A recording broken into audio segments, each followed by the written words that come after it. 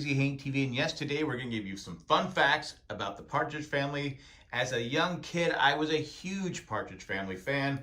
Friday nights were filled with the Brady Bunch at 8, the Partridge Family at 8:30, you had the Odd Couple at 9, Room 222 at 9:30, and of course, Love American Style at 10 o'clock. I'm telling you, that was the original must-see TV. Going back to the Partridge Family, I can remember thinking, why can't my family be like that? Why can't we be on the road playing music? Oh, that's right, we don't have any talent. I think the first album I ever owned was from the Partridge Family.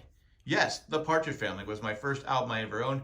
And fun fact, their biggest hit, I Think I Love You, was released on the Partridge Family's first album in 1970, and it outdid the Beatles' Let It Be. Now let that sink in for a second. They weren't paid properly. Despite becoming a major hit, selling out records and topping the charts and seeing their faces on tons of merchandise over the years, the record company retained most of the profits. At the peak of their fame, David Cassidy was headlining concerts but was only receiving $600 a week paycheck from the studio.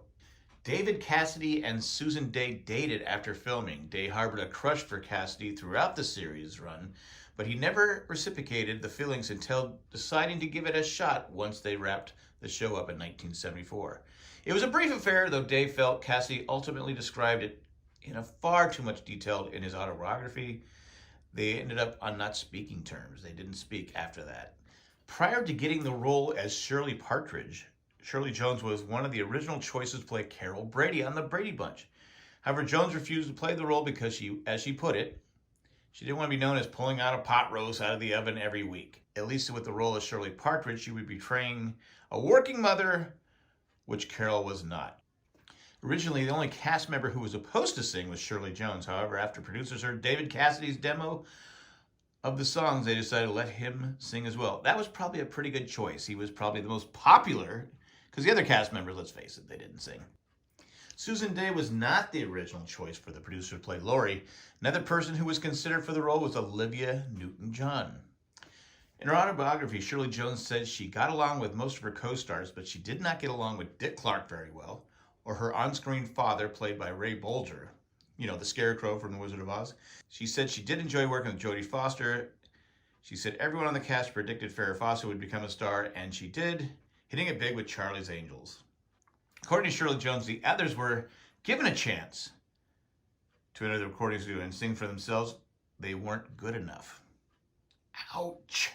Several songs credited to the Partridge Family charted. The first single, I Think I Love You, and sold over 4 million copies. Other hits include I'll Meet You Halfway, Doesn't Someone Want to Be Wanted, and I Woke Up in Love This Morning. I woke up in love. Okay, I won't sing.